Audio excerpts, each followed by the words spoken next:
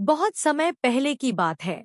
एक घना जंगल था जहाँ दूर दूर तक पेड़ पौधे और झाड़ियाँ थी। उसी जंगल के किनारे एक छोटा सा गांव बसा था।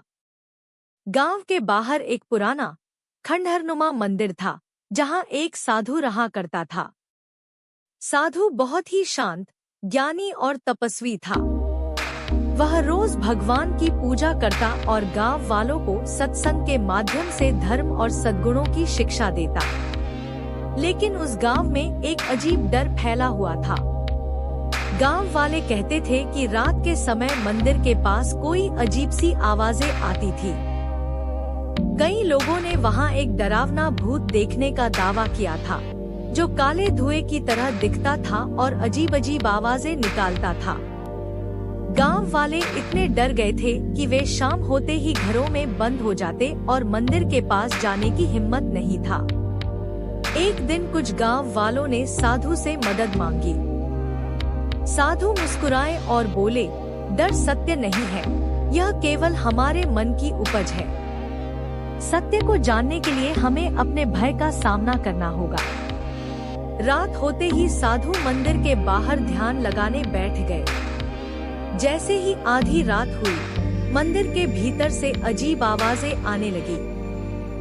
हवा अचानक ठंडी हो गई और एक काले धुएं से बनी परछाई साधु के सामने प्रकट हुई। भूत जोर जोर से हंसने लगा और बोला, भाग जा साधु, यह जगह मेरी है। लेकिन साधु जरा भी नहीं डरे। उन्होंने आंखें खोली और बोले, मैं यहाँ से कहीं नहीं जाऊंगा। तू कौन है और क्यों लोगों को डरा?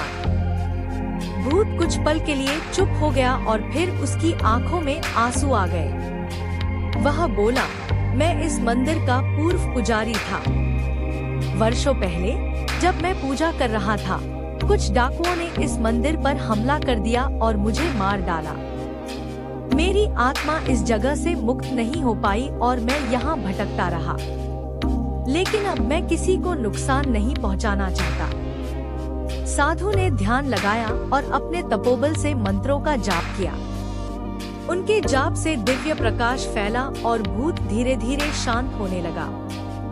उसकी आत्मा हल्की होती गई और फिर एक उजली रोशनी में बदलकर आकाश की ओर उड़ गई। अगले दिन गांव वालों ने देखा कि मंदिर में अब कोई अजीब आवाजें नहीं आ रही थी। उन्होंने साधु को धन्यवाद दिया और मंदिर की फिर से सफाई कर पूजा अर्चना शुरू कर दी।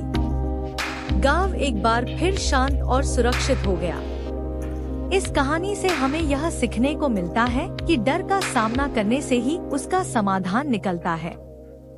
साथ ही हमें उन आत्माओं की मुक्ति के लिए प्रार्थना करनी चाहिए जो इस दुनिया में किसी कारणवश अटकी रह जाती है।